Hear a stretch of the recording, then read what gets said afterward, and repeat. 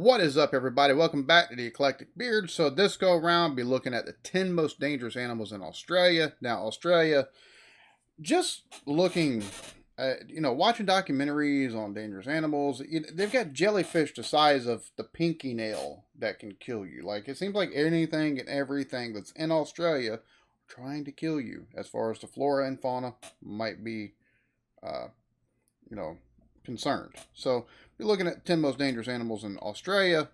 So let's get to it. When you think of Australia, there are a lot of things that make it stand out. The country is famous for such things as its natural beauty, movie star exports, and successful cricket teams. It's also infamous for its extensive array of creatures which are capable of killing people. From the outback to the Great Barrier Reef to your own living room, there is no shortage of lethal animals calling Australia home. Well, that's a big ass snake. Australia's most lethal animals.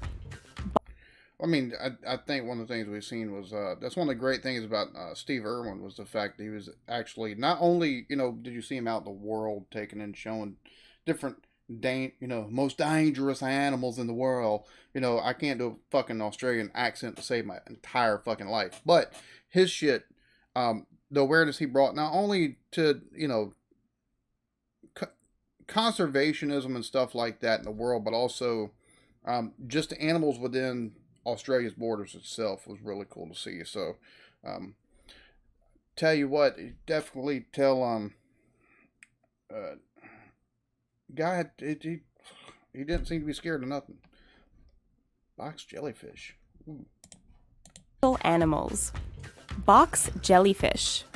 Of the 81 recorded deaths in Australia at the hands of a jellyfish, 79 are credited to the box variety. Also known as the sea wasp, the box jellyfish appears in numbers in the northern waters during the warm season, the time when most people go swimming. What makes this species so deadly? Jesus The box jellyfish has Christ, dude, just look how long those tentacles are. Tentacles that reach up to 2 meters long and are covered with millions of little harpoons. Those who come in contact with them receive a hefty dose of venom, which can stop a human heart within. Wow!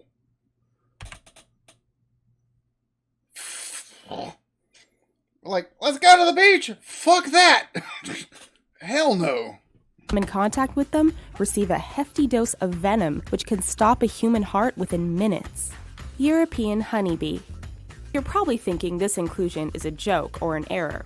After all, most of us are familiar with honeybees, and they aren't bloodthirsty killers. Or are they? The honeybee is not native to Australia, and around 2% of the country's people suffer severe allergic reactions to this little guy's sting. Even those who don't have an allergy can die if they happen to get swarmed by dozens of these fuzzy insects. In fact, statistically, more Australians die each year from bee stings than from any spider bite, snake strike, or even shark attack. That makes sense, though, because of it not being a native species, you're not going to have immunity to it. The body's natural immunities and everything like that to it. Cone snail. Yes, even snails can be deadly in Australia. This guy crawls along the bottom of the ocean around Australia and hunts its prey. When it sees its dinner, a harpoon-like spear comes out of one end to strike the target and inject a venom said to be 1,000 times stronger than morphine. People are told 1,000 times more powerful than morphine. I'll tell you right now, I broke my hip. I'm trying to remember how long ago it was. Hell, it was 07. So it's been a hot minute, but I broke my hip in a car accident. And actually, no, it was held. It was New Year's Eve, 06. Broke my hip in a car wreck. Passed through in a car wreck. One of the things they give me in the hospital was a morphine drip. If you were in pain, morphine is fucking heaven. Like, that shit hits, and it's like, I feel good. 13 times more powerful than that. No wonder why it could kill you. Stop your heart quick. Not to touch this creature or pick it up. A single sting is enough to kill 15 humans. Although it's been over 70 years since the last reported death, this potentially lethal snail is actually helping humans by having its venom used to create chronic pain relievers. Stonefish. To be honest, the stonefish doesn't have much. Yeah, that one also has venom or whatever, if I'm not mistaken. You step on that, that's bad juju for you. Going for it.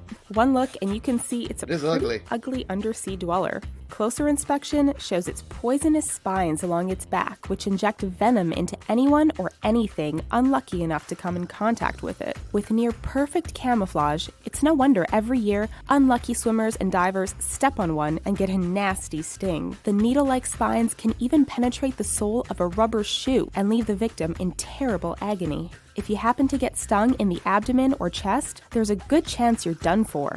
Stings are so prevalent that Stonefish antivenom is the second most administered antivenom in Australia.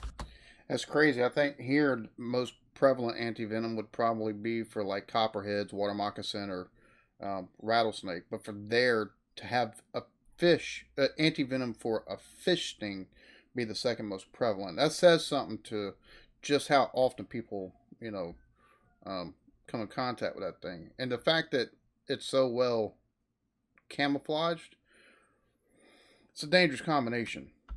Blue-ringed octopus. Oh yeah. This little guy spends most of his time hidden under the sea. When it becomes agitated, the blue-ringed octopus shows where it gets its name as its skin turns yellow and its distinctive rings appear. This would be a good time to stay clear as the colors aren't meant as an invitation. The bioluminescence that happens to take and actually make those rings turn the bright fluorescent blue that they do, like that's something that really they've been studying for quite a while, and it's fascinating. If you get bit, experts say to seek medical attention immediately, as the neurotoxin shuts down the body's ability to breathe. An average-sized specimen has enough toxin to kill at least 10 humans, and there is no known antivenom. That said, people seem to know to stay clear as there have been no reported deaths since the 1960s. Eastern brown snake. All we really need to tell you is that this is the second most venomous snake on the face of the planet. If that's not convincing enough, then you should know that the eastern brown snake is ill-tempered, aggressive, and responsible for an average of 2 deaths per year. To make matters worse, it's not even limited to living in remote areas and is commonly found in populated areas because it hunts mice.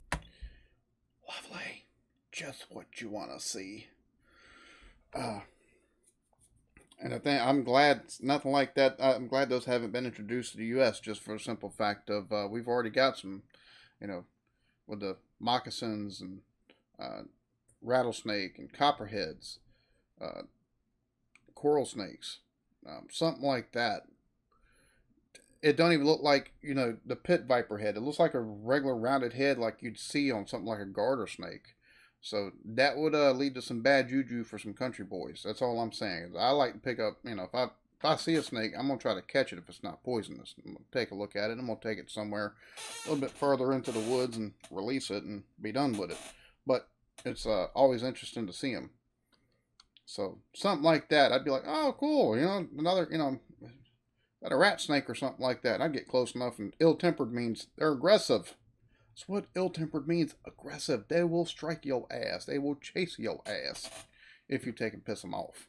So, thankfully, there is an antivenom available, as before its invention, 80% of all bite victims bitten by an eastern brown snake died. Jesus. Sydney funnel web spider. The Sydney funnel web spider doesn't bite the most Australians. Oh, God, I hate spiders. Australians every year, but it has a well-earned reputation thanks to its extremely potent venom, snake-sized fangs, and tendency to act aggressively. Its bite can kill within 15 minutes, and the funnel web's long fangs have been known to penetrate toenails and even leather shoes. Fuck that. There's a spider that can bite through a leather shoe or your toenail. Eradicate them fuckers. I just set the whole just get everybody out there, set the whole fucking place on fire. Kill every one of them. Fuck it and be done with it. This spider also has a tendency to latch on and sting multiple times before victims can brush it off. In 1981, antivenom was created for its bite, and no one has died since then. A small comfort to the many Australians who encounter this nasty little guy in their... Bro, imagine raising a shoe at the damn thing and it, with all the eyes that's on its head and stuff like that, it rears back. Or comes at you. You better not be shoeless. You better step on that fucker if you are. That's the reason why I hate spiders. I'm scared. It's one of the reasons I don't like HVAC work. I used to hate doing that kind of stuff from my stepdad who owned a business to crawl up underneath crawl spaces and stuff like that. You got spider webs all over the fucking place. Oh, Jesus Christ, I got bit by a black widow, and I didn't even cleaning cars. I worked as I detailed, or I say detail. I cleaned out the inside of cars at a car wash. Got bit on the knee by a black widow. You can't feel them or see them sometimes, and they can kill you. Fuck that noise. Burn that whole motherfucker to the ground. Their own homes every year. Bull shark. When you think of sharks with bad reputations, you most likely think of the legendary great white. Bull shark taking swim in freshwater. That's what makes it so dangerous. In Australia, it's actually the bull shark that you need to look out for. This particular shark can grow to around 300 pounds, and it is known as a fantastic scavenger. While it doesn't go out of its way to hunt humans, the bull shark's knack for swimming in estuaries, harbors, rivers, and shallow waters looking for food means it naturally comes in contact with humans. And if it's hungry, it will bite whatever it thinks is food. Saltwater crocodile. Thanks to Crocodile Dundee and other Australian stereotypes, the saltwater crocodile is often thought That's not a knife. This is a knife. I love that fucking movie. of as the poster child for deadly Australian animals. And there's good reason for this. The saltwater crocodile can be vicious and aggressive. On average, 1 to 2 people are killed by this animal every year, and several others report being attacked. I've never understood that. I'm gonna stick my head in this animal that's fucking massive, and if, I happen to accidentally touch its tongue or it decides it wants taken clamped down, I'm fucked. But I'm gonna take that chance. You know how stupid you gotta be for shit like that? Packed. Growing up to 7 meters in length and weighing upwards of a ton, these crocodiles should not be messed with. Given that they can take down water buffalo, wild boar, and even sharks, it's not hard to imagine one of these powerful animals snapping up a person if the opportunity presented itself. Taipan. Oh, yeah. Australia is home to both the coastal and inland taipan. These snakes That's a deadly ass snake right there. are highly venomous, and the inland variety is believed to be the most venomous in the world, with the venom of one bite reportedly able to kill several humans. I'm just gonna say this and take it as you want. It's always the stupid white motherfuckers you see just holding them like that, letting them fucking dangle. Knowing good and well they can, a face, let me bite. Or, a fucking arm, let me bite. Why do we have the propensity to do stupid shit like that? For real. Luckily, this snake is very rare and located only in a remote area of Australia. The coastal taipan is more common than its cousin and can be found in the northern regions. It is considered to be the world's 3rd most venomous snake, so it's still nothing to be messed with. So you got the 1st, 2nd, and 3rd most venomous snakes in the world, all in Australia. They should offer free flights to other countries if people want to leave. Just putting that out there. Because that's just that's the 3 most venomous snake, 3 most venomous snakes in the world.